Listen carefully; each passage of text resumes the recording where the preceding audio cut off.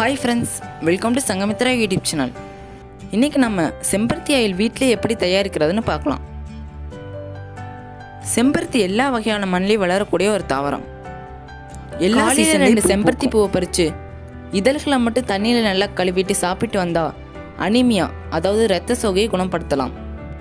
செம்பருத்தி பூவையும் இலையையும் அரைச்சி ஹேர் பேக்காக பயன்படுத்தினா முடி வளர்ச்சி அதிகரிக்கிறதோட இளநிறை, பொடுகு போன்றவற்றை குணப்படுத்தலாம். இது அதிக குளிர்ச்சிங்கிறதால குளிர்ச்சி சேராதவங்க செம்பருத்தி பூ ஆயில் தயாரித்து யூஸ் பண்ணலாம்.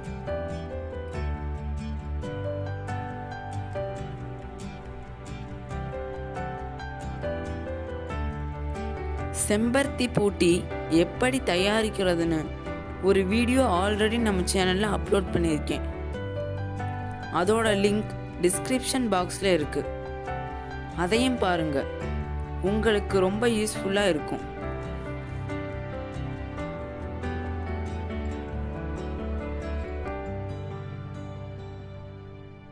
இப்போ நம்ம செம்பருத்தி பூ ஆயில் எப்படி தயாரிக்கிறதுன்னு பார்க்கலாம் வாங்க. இது மாதிரி ஃப்ரெஷ்ஷான செம்பருத்தி பூ உங்களுக்கு கிடைக்கலைன்னா, ஃப்ரெஷ்ஷான செம்பருத்தி பூ கிடைக்கும்போது அதை நிழலில் காய வச்சு ஸ்டோர் பண்ணி வச்சுக்கோங்க. இல்லைன்னா கடையில் காஞ்ச செம்பருத்தி இருக்கும், அதை வாங்கி பயன்படுத்திக்கோங்க.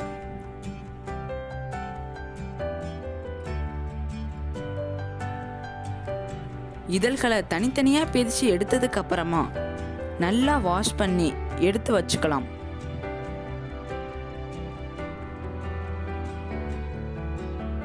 இப்போ 200 ml தேங்காய் எண்ணெய் சேர்த்துக்கலாம். தேங்காய் எண்ணெய் நல்லா சூடானதுக்கு அப்புறமா அதில் நாம் வச்சிருக்கிற செம்பருத்தி இதழ்களை சேர்த்துக்கலாம்.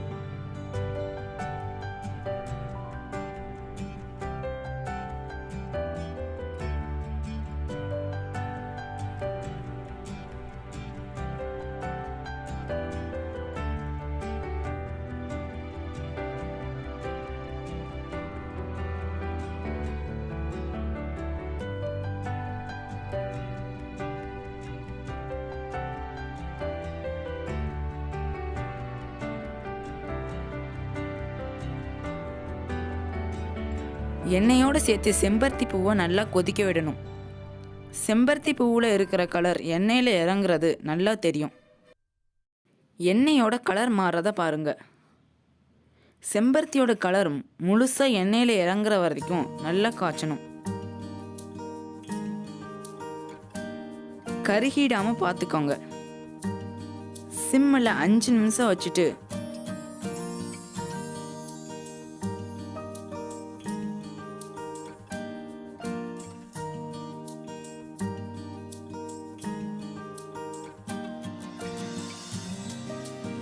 ஸ்டவ்வை ஆஃப் பண்ணிடுங்க.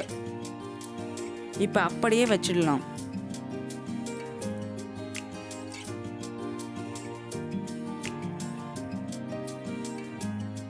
சூடு ஆறுனதுக்கப்புறம் அதை வடிகட்டிக்கலாம்.